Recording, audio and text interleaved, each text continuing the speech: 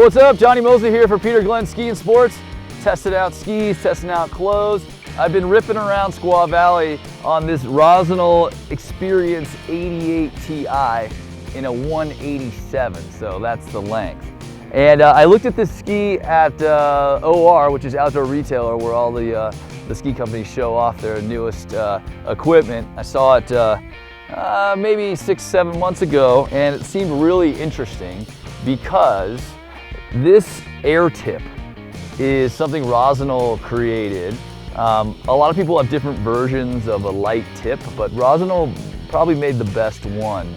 But until now, they really limited it to their powder skis, their S7, the skis that were for floating in POW. Now they've sort of brought that technology into their front side ski. So this is 88 underfoot. It does great on firm, really easy to turn into turns. One of the hardest things to do in skiing is to make a nice carve on a low angle slope. This thing right away, like straight out of the gondola, flat, I was just like, whop, whop, really easy flow. It's got a nice even flex, but it's beefy. I mean, it's got lots of camber to it. You see that? So it can handle an aggressive turn and high speed. Back to the air tip though. So they put the air tip in here, and you can see, if you look closely, you can actually see my finger through there. So there's very little material in there. Now, the problem with putting air in the tip though, typically, is that it'll make it chatter and it'll reduce the dampening ability, and so you've got a ski out there that's gonna not handle, and it's gonna start lifting off the snow, and that's gonna affect the rest of the carve.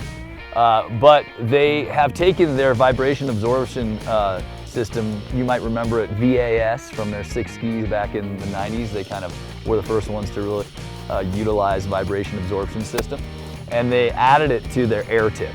So a great little combo of Rossignol technology, and when you're carving, you don't really notice it. It feels good, it's damp, there's no chattering, but of course when you get into conditions like we have here right now, which is sort of, you know, boot deep, kind of a little bit of variable, a little bit of soft, they just rise up nicely so you can get off piste. Comes with the Look Connect binding.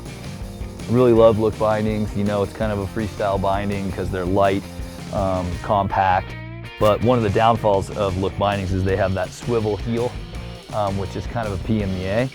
This one has the same Look heel piece, but it's in a more linear motion, so easy to get in and out of.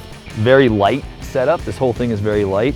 Comes on the Connect track, and the bonus of the Connect track is it's easy to put the binding on, adjust it around, but it also allows the binding to move a little bit independently of the ski when it's flexing, which is going to give you a little greater snow contact with the ski when you're getting over bumps like that. It allows the boot to ride independently. Directional ski, not much tail rocker, but just a good amount in the tip. And the last thing is, it's got a 16-meter radius, which is like a town league carving ski. Kind of, you know, that turn that feels just right, like a hero turn. It's not quite a slalom turn, it's not quite a downhill turn, it's just like a mini GS turn. That's your radius right there. So, all right, that's the Rossignol 88 Ti and the 187. I like the length, it was just right. I'm 5'11", 175. It felt like I could, you know, whip it around in the bumps if I wanted to, or I could go jump off and land in some POW and still get some float. So, good frontside ski from Rossignol. All right, until the next run, I'm Johnny Mosley for Peter Glenn Ski and Sports.